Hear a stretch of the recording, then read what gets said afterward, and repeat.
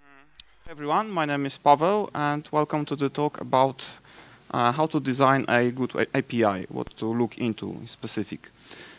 So, few words about me. I'm a programmer since more or less 9 years commercially. I was working at, first telecom, then logistic industry, then I think banking, a car factory, and currently in a Polish software house, BGS Software, and indirectly, let's say, in a travel industry for a client. So the agenda of this talk will look more or less like an RPG party. Who of you likes role-playing games? There are some people. Okay, cool. So first, we'll look at things from, let's say, distant perspective to look what's going on in general. And then we will be looking from the perspective of three wizards from the Ivory Tower. So just a little bit theory to give you some insights and some basis.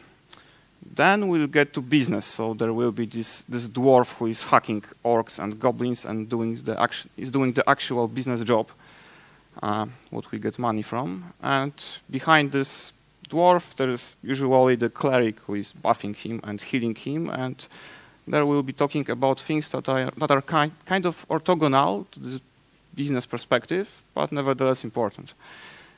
So let's begin. There was a guy in the marketing by the name of Simon Sinek, and he wrote a book, Start With Why. And indeed, when we are going on some kind of business or otherwise adventure, we need to think about three questions. Why are we doing something? What are we actually doing? And how to do this? So the most important question is why. So let's look into that. Why? The answer is, of course, simple: for money. So basically, how do we earn money on web applications? Usually in the past, there was some kind of front-end, business logic, probably a database. Users were clicking, doing some stuff they need to, and we earn on that. As time passes, needs of users grow, so they require additional features, and it didn't really make sense to do all those features in our system. For example, if you are, let's say, a travel company and you want to display a map, it's not the best idea to just jump into the car, start driving around the city and doing pictures of stuff so that people can see this on our website. It's a better idea to connect to some API, for example, Google Maps. So as time passes further, our system grew larger, more valuable, especially our data were more precious. So it's a good idea to open an additional revenue stream and create an external API so that someone else can connect to us, use our data, and pay us for that. So that's what we will be more or less talking about today. So an external web API. What is this? Well, it's kind of simple. It's just a set of endpoints with which we can talk using a specified set of messages, requests, and responses. And how to do this? Well, that will be the objective of the talk. But in general, there is an observation that although we are talking about talking to the machine, there are people behind those machines, so developers, programmers. And Web API is kind of like graphical user interface to the programmer. It's like user interface to the programmer, similarly as graphical user interface is to regular people who just click stuff on the web. So there was a lot of things were said in the realm of how to design a good graphical user interface, and we can actually leverage some of that knowledge in designing Web API. So the two important traits of people is, let's say, laziness and intuition. So we are all lazy, we want to do stuff as easy as possible and as fast as possible. And we have intuition, so we have some idea how stuff works, some standards, some experiences. And if we conform to that, well, it will be good for us in general. So that was a quick introduction. Then three wizards. So just a little bit of theory. Who recognizes Peter Morville? Nobody. Oh, there is one person. Cool. So it's a guy from design, basically, and he wrote an article 10 years ago or so, maybe even a bit more, where he pointed out the 6 important traits of good product design. So those traits are, in general, that product should be useful. So we should be able to do the business stuff that we want to do, the reason for which we bought the product in the first place. It should be usable, so it should be easy to do this. It should be intuitive.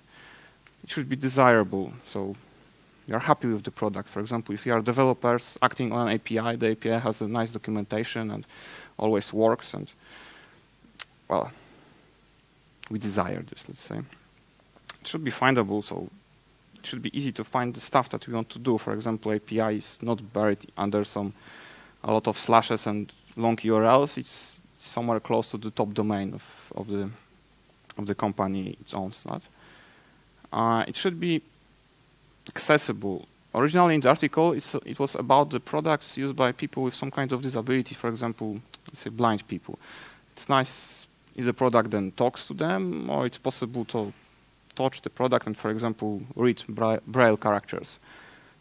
In case of API, an example would be we are disabled because we are sitting behind a proxy that only only passes the GET requests, and we want to do a POST request or PUT request, and how to deal with that. I will be talking about this later.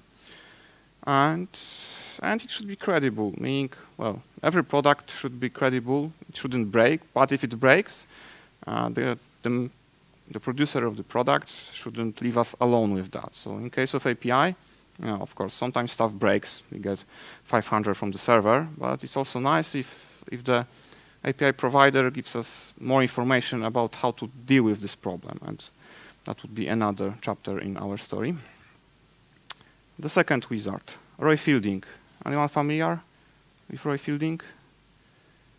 Okay, there are some people. Anyone actually read the Fielding PhD dissertation? Okay. Oh, nice. So Roy Fielding, this is a guy who's involved in the, I'd say, standardization of HTTP and URI.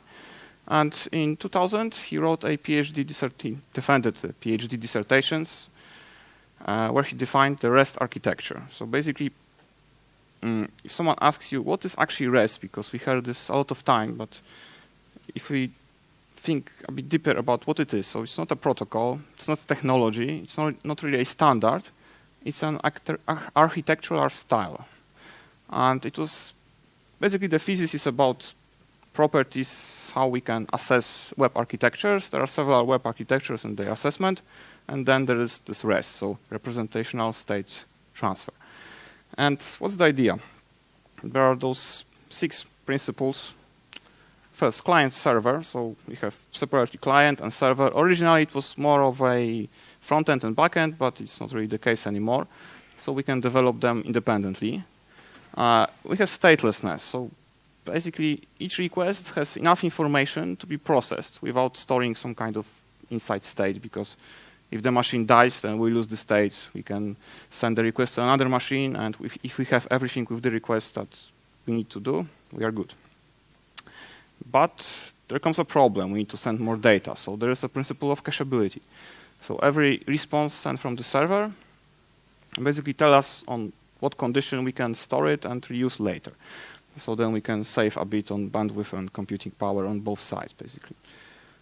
Layered system is about that we can, let's say, inject some kind of layer between client and server, and it should be basically transparent to the client. Uniform interfaces, more or less about that. Our addresses, our naming schemes should be consistent, and we should use HTTP semantics, so methods, status codes, and standard headers. And code of demand that's an optional requirement, but the idea is that we can, from the server, we can send some executable code that can be invoked by the client and thus extend its capabilities. So that's briefly about REST. Leonard Richardson, anyone? Yep. So just quickly, Leonard Richardson created, I think 10 years ago or so, on the QCon talk, he defined the levels of how RESTful the architecture is, and this is the Richardson model you might have heard. And the idea is that, well, at the level 0, we have this swamp of plain old XML. So we have one endpoint to which we send an XML file, which basically says what has to be done. Then the level 2 is resources. So entities in our system have different endpoints. And if we have people, cars, groups, or whatever, they have separate endpoints, and we can work on that.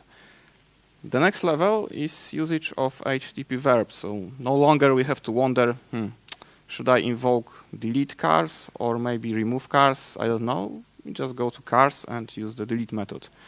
And the last level is hypermedia control, also known as HATEOAS, this beautiful acronym in our IT. So basically we add links to our responses that can lead us to related resources. Okay, those was a bit of theory. Now practice, so the business stuff. We talk about resources, naming, relations between resources, the behavior of particular HTTP methods, depending whether we have collection or single objects. About functions, because REST is about nouns, so how to deal with functions then. How to parameterize requests so that we can operate efficiently on collections, and how to handle status and, as it sometimes happens, errors. So quickly, resources, the centric focus point of REST. Nouns, plural form, so that we have cars, which is a collection of cars, and we can have cars/ID, which is a particular car. It's good to remember about not sharing technical details in URL. So for example, if you have Apache server, that's great, but do not put it in the URL. Just keep it clean and simple as possible. About naming. There was this ancient war between camel case and snake case. And actually now we have kind of a bit popular new style. Hyphen case, also known as kebab case, because you have like this piece of meat on a stick, then you have words with hyphens. And basically, the old war was between camels and snake. Camel people from JavaScript say, hey, we have JSON, we like JSON, so JSON is JavaScript, so camel case makes sense. On the other hand, snake case, well, they say, it's a bit more readable because words are a bit far apart from each other, looks better. Hyphen case, actually there's one problem with hyphen case, because if you run this through some automating frameworks that matches the name of property with the objects or the object itself, then you can run into the problem that there is a minus sign, basically, and that's an operator in programming language. So it looks cool in a content that is consumable by people, like you have a blog, you have a new article, there's a few words in the title, so your WordPress generates a nice link with hyphens in between, and it looks good, but in API, maybe not the best idea. Personally, I think I prefer camel case because I'm from Java, but yeah. Anyway, whichever you choose, just try to stay consistent, not like some standard libraries for some languages that mix cases. Not the best idea. So we have resources. Now we have relations between those resources. So how to model that? Basically, if the resources are independent, they can exist independently. For example, we have people and we have groups. Well, people can live without groups. Groups can, formally be without people. Then group membership is another resource. So basically, it can be created, deleted, or manipulated. On the other hand, if we have resource that depends on another, say we have a building and room in a building. If the building collapses, then the room is probably not too good either. In this case, we can model that in this hierarchy, that first is building, an ID of the building, then there is rooms and ID of the room. Behavior of HTTP methods. So what to do when we get HTTP verb, depending on whether that's a collection or object. So basically, with get, it's kind of simple. We just return the collection or the object. Of course, if the collection is big, we need to somehow limit that. With post, it's kind of tricky. If you post on a collection, that means, hey, there is an object, I want to put it in a collection. I don't know the ID of that, so just figure it out and let me know. If you do a post on an object, it used to be a partial modification of the object, but then we have this new method, not that new anymore, patch in HTTP, so it's basically no longer used, I think, in that context. With put, logic would dictate that if you put a collection, you just replace the existing collection, but it's, again, not usually the case we want. We probably want to just append the collection. It's good to mark it in documentation somehow. And if we do a put on a single object, we are replacing it. And here's the question what to do if the object doesn't exist yet. Well, we can allow to put new objects with a given ID. So doing put on an object which doesn't exist says, hey, there's an object, please put it under this ID I'm providing you. It's a bit tricky because if you let somebody outside of your system create IDs for your entities, you might be in trouble unless you have some kind of good validation or just allow this to be done from internal services. So you have to be careful with that. And delete, pretty simple. This entire collection, of course, that is risky, so should be controlled in an appropriate manner. And deleting single item, this is the item. And like the newest method, patch on a collection, I think doesn't really make a lot of sense. But patch on a single object changes a small, say, part of it. Okay, we have behavior. Now let's move to functions. So we have this noun-centric system, and what to do if something appears to be a function. Well, first we can treat it as patching some other resource. For example, there is, let's say we bought a ticket for a train and now we want to cancel it. How to do this? Well, we can patch the state of the ticket and change its state to cancelled or something, but it might not be always the best idea. Sometimes invoking a function is kind of related with creating a resource. So we can here think, okay, I've created a cancellation object, which also can have some additional data to it. Otherwise, or if we don't have really good idea how to do this, we can just bend the rules, and if it makes sense, go with that. Don't be too dogmatic all the time. Okay, parameters. So just quickly reminder on how can you parameterize requests. We can put something in a path. It's not really exactly a parameter, because if we say cars/ID, it's not a parameter, it's just the name of this particular car. If we operate on collection, usually we go with query, so everything after the question mark. That is optional. If we want to separate ourselves from the, let's say, business surface of the API, we can go with headers or even deepen with custom headers. And sometimes it makes sense to send data just in the body of the request. One quick note. I encountered the idea that if you use some parameters that are kind of meta or platform related or very general, they might be named with underscore at the beginning, and it says be careful with that. So that's something that we can also use. So collections, searching in a collection. The simplest idea is just use equal operator. So you want people that are of age 27, so age equals 27, simple. What about if you want someone older or younger? Well, we can have operator for that. So for example, less than, greater than, then some kind of delimiter, and the value we are comparing against.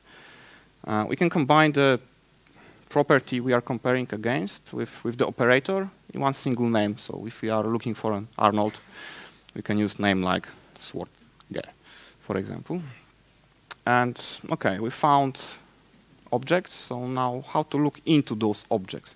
Maybe we are interested only in a subset of fields. So we can list this subset of fields. On the other hand, maybe object has just one big field we are not yet interested in. Maybe there is an author with large biography and just few other short fields.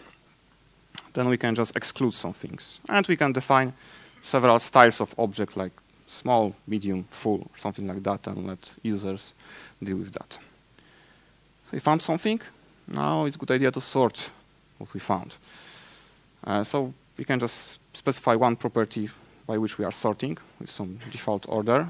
We can add a prefix or suffix that determines the order of the sorting. Then we can list properties, then list properties that should be ascending and those that should be descending. Or we can just, for each property, we have a mirror property that selects a direction of the sort. Personally, I like this short version with just simple one character to determine the order of the sort. Next operation on collections, pagination. So normally we use offset and limit for that, or number of the page. But there is a problem if someone inserts something or deletes something while we are iterating on some parts of the collection. So we can define cursor that will just point to one item and work on that. It's not perfect, but it's somehow protects us from getting item twice or not at all in case of concurrent changes. There's something between pagination and sorting that is defining of some sort search parameter. For example, let's say we have ticket system. We can define that there is a page recently closed which has some kind of searching in that already. Another idea besides parameters is using headers if you want to, again, separate yourself from the business surface of the API. And it's always nice to include some links to the next page in the collection, previous page, last, or the first. Okay, status. So what happened with our request? Hopefully it was okay, but if not, we can do something with that. So first, HTTP codes. Generally, whatever happens on server, whether it was successful or not, it should return the status. The question is, how many statuses should I use? It's a difficult question. I believe in HTTP 1.1 there's around 70 statuses or so. Usually in APIs I found between 1 and 20. That's maybe the reasonable maximum. For example, Facebook always returns status 200, and then in the body of the response actually informs what happened, and so do National Railways of Switzerland, but they are not the best example of API design. Anyway, aside from that, I think that more or less 15 is the reasonable number of codes we should use there. What else? If something goes wrong, then it's a good idea to say exactly what happened. So first, some kind of enum that says which situation took place. It could be either some name like payment fraud or something that says something, or I found an idea of extending HTTP code, so we are adding an additional digit or two to HTTP code. Second thing, message. So just say what happened. For example, if your clients are developers from China or some other country, maybe then they don't like English very much, you can, for example, I can display this message in different language. Forgot the word. And the last but not least, what you can include in such objects is a link to some kind of FAQ or documentation chapter which explains exactly what happened. And again, don't expose internals, unless you are open source, of course, but returning stack traces in responses is not exactly a good idea, usually. So briefly on HTTP codes, 200, yay, success. 201 is used when we create an object.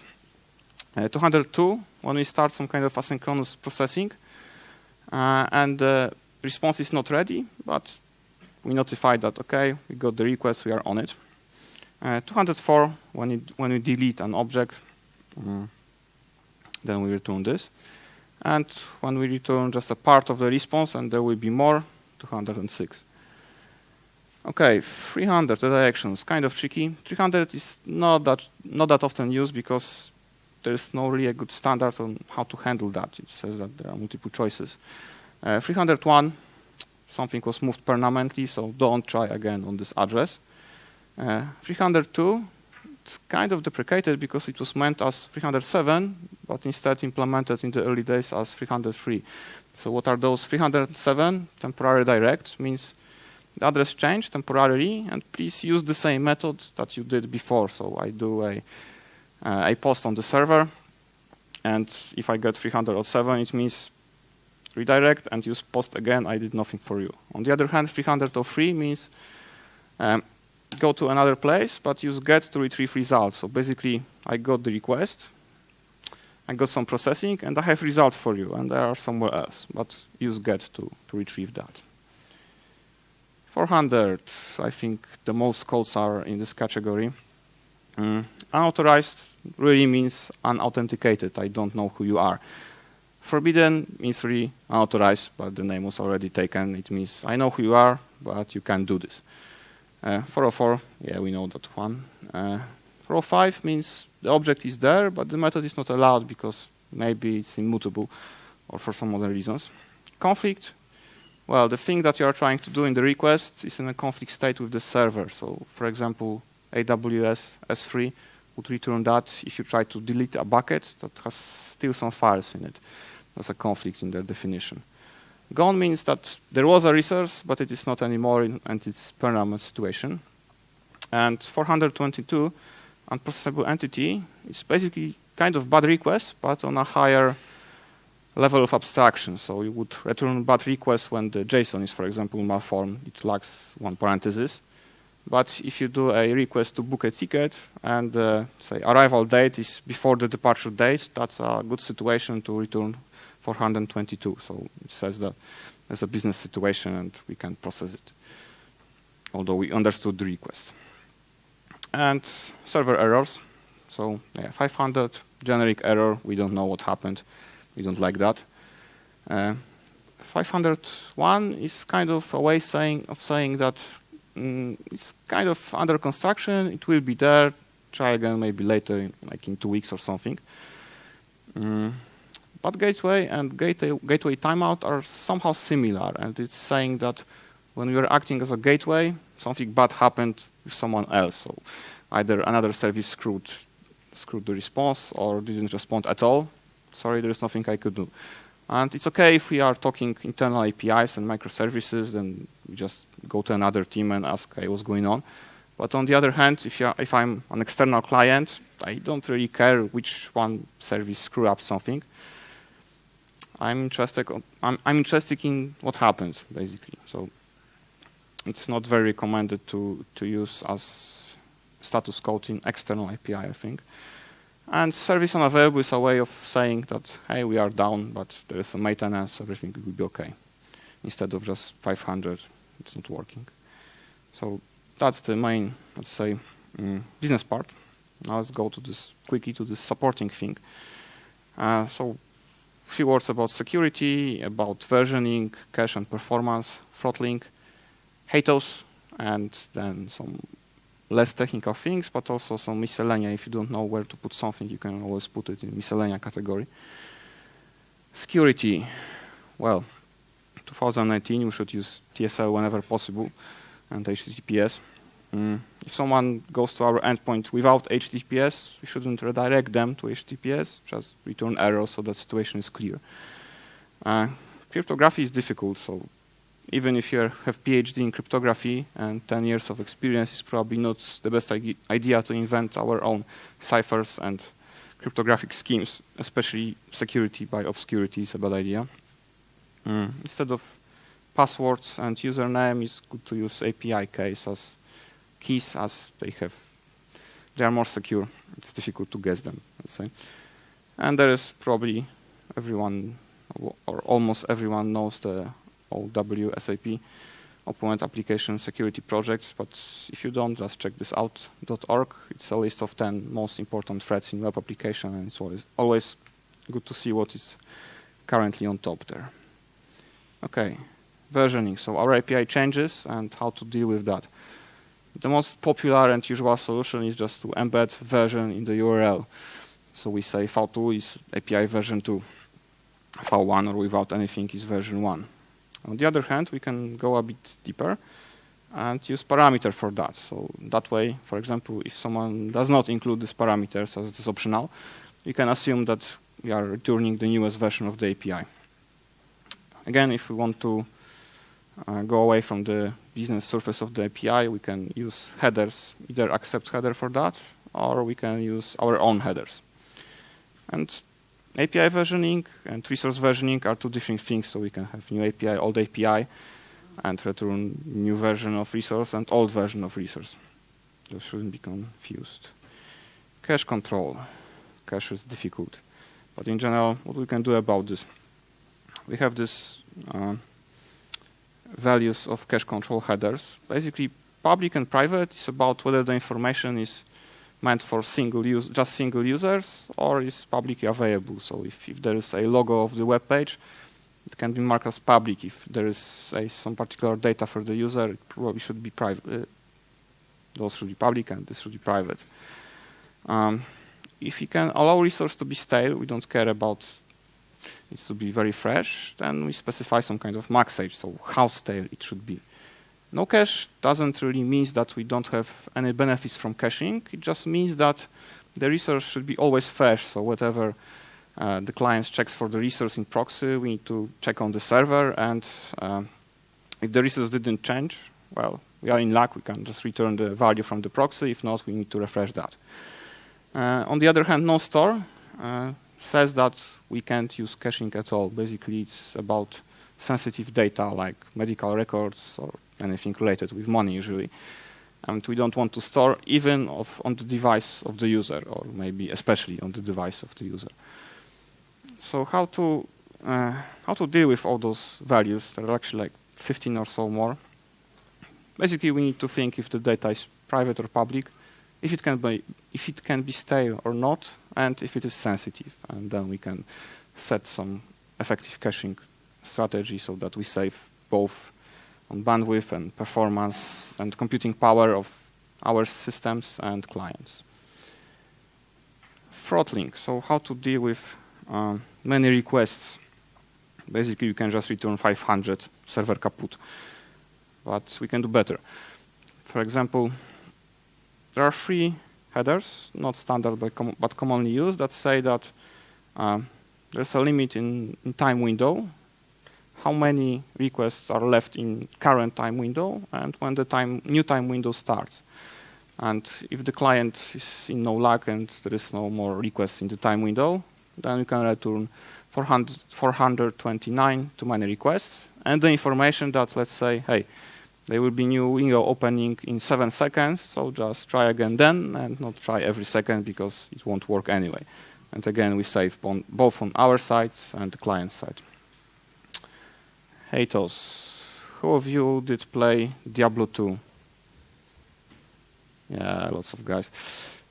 So it's Lord of Hate, Mephisto. It kind of went well with the slide. HATEOAS, so hypermedia as the engine of application state, the most beautiful acronym in our industry. The idea is that with the response, we return links to related resources and what we can do about this resource, around this resource. So that way, a client doesn't have to remember all those links and follow the versioning. He can just take the link that we return and follow that. And there are several, there's no really one standard of how to do this. There are several. Personally, I used Hall. It worked pretty well for me. There is also collection plus JSON, which is kind of originating in collections, but works pretty well with links too. There is JSON link document, which is kind of good if you don't want to break backward compatibility. So like encapsulate the request in other objects. And there is Siren, which is, I think, quite powerful, but not that popular.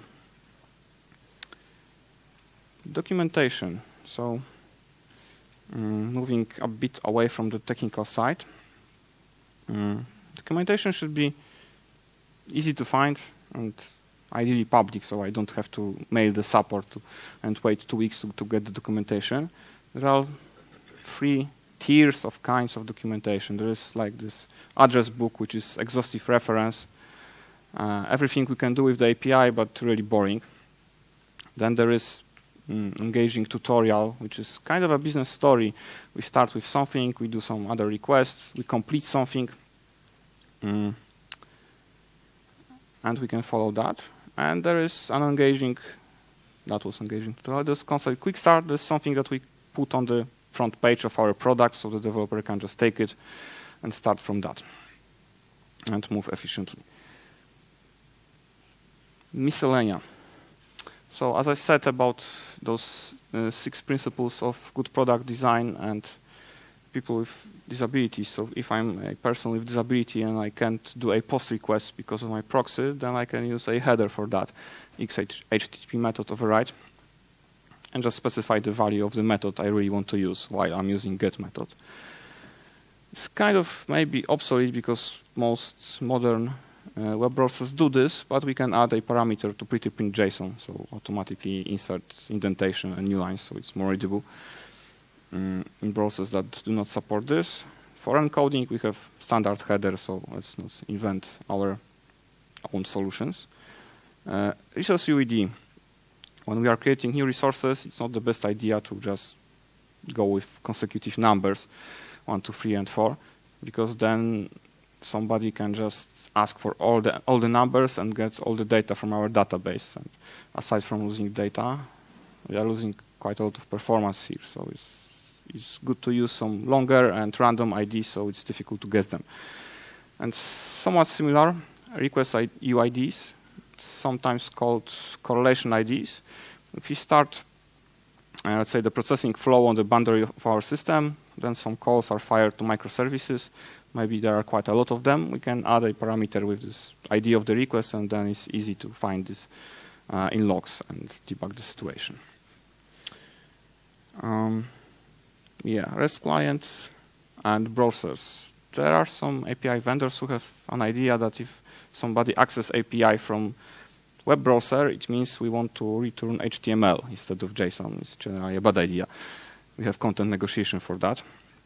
We have standard for time, so let's not invent our own standard for that. Health endpoints. It's more about internal APIs, not external. But aside from the health endpoint that we need for example, our Kubernetes or some other automation to see if our service is okay, so it's a good idea to add more information for developer. For example, the Git version from which the service was built, or the values of some important properties, or some other stuff. So it can be a bit enriched. And last but not least, external APIs. There are often project in the company which has this B2C, business to client model, and mainly front end, to add an external API and connect with big business. And it usually sounds quite good and easy. We just make some kind of gateway, separate service, do some configuration, add security, a few other things. It will be nice, but in practice it turns out that those projects are actually just a bit about new technology, and in quite large part in dealing with existing problems in our systems. Meaning, if you want to create external API, we have to think what should be exposed in that, because often in internal APIs we expose a lot of things that are not very secure to expose. So now we have to limit that. Often there is a situation where a business flow of your system is not really prepared for B2B. For example, you have flows to pay with credit cards or Braintree, PayPal, or whatever, but you don't have an option to issue an invoice, and you have to add that to make it work. Or on the other hand, it's often common that you have to do a little small modifications in many parts of the system. For example, remember last time when I was taking part in a similar project, I think it was the moment when I checked out the largest number of Git repositories in this company, because we had to add a small field partner ID in very many places. So when you hear that there is an external API under construction, beware. It might mean that there is a lot of dirty work to be done, but on the other hand, that's an opportunity to get to know the system better, because you work on many places and get this good overview, so how the client would see it from the outside. And yeah, another aspect is that often there is no good consensus of the naming of part of the system. For example, when we did this API for travel, it turns out that one microservice returns something by the name of segment, another service calls this itinerary, another service calls this leg, and now we suddenly have to somehow unify that, and it should make sense from the business point of view. To sum up, good API takes a lot of effort. There are a lot of things we need to think about, especially some of them are not that visible from the business side. API is first, it's a product for developers. Thinking as a developer might be kind of tricky for business people, but API to developer is more or like graphical user interface is to regular user. So we need to keep that in mind. If you are going with REST, because it's not the only way, for example, you can choose GraphQL. Yesterday there was a nice talk about GraphQL. Did anyone attend, maybe? Yeah. So there are many alternatives. There are binary protocols, but if you are talking about REST, verbs are the center of REST. We need to take advantage of HTTP semantics, so methods, headers, status, all that good stuff. And look at those principles, but do not follow it blindly, because sometimes something doesn't really fit into the picture, but doesn't fit into the REST picture, but still makes sense, and we can just bend the rules if we know what we are doing. Okay, if you fall asleep or just come later to this lecture, most of what I said and quite a lot more is in, I think, 6 or 7 currently articles on my blog. It's how to train your Java, just like the movie, but with Java instead of Dragon. So you're welcome to drop by. Okay, questions? Yes?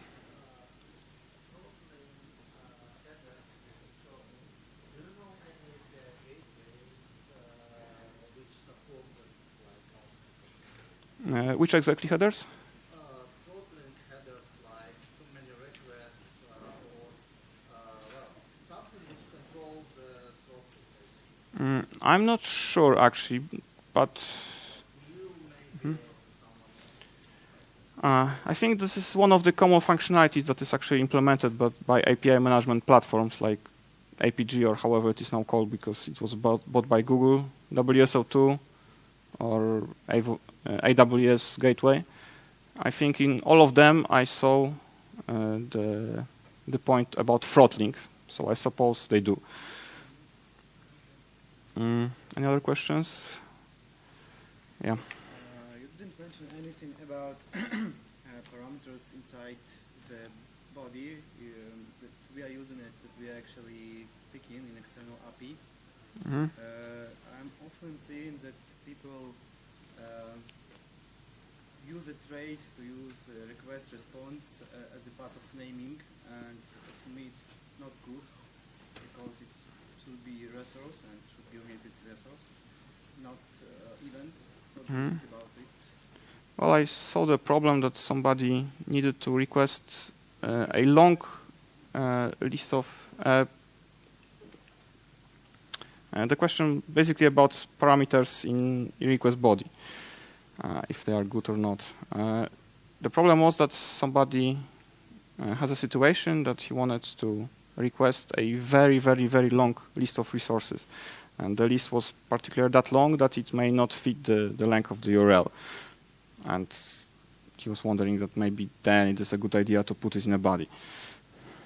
No, actually, I mean, when I'm looking for a Swagger API, yes, I'm often seeing the description of posts that people describing elements, yes, as for example, peoples, yes, and they called the request people request and define the body, and response people response, and define the body of response. So it's not looking like resource-oriented style, but very often I see this style of defining documentation, and I didn't find any good place for describing how this API should like and how we should describe this requested response. I'm not really sure how to answer that. I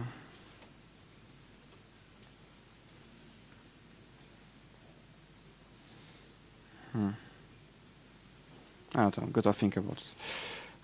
Any other questions? I don't want to stand between you and beer for too long, so maybe if there are other questions, just catch me later, today or tomorrow, and that would be all. Thank you.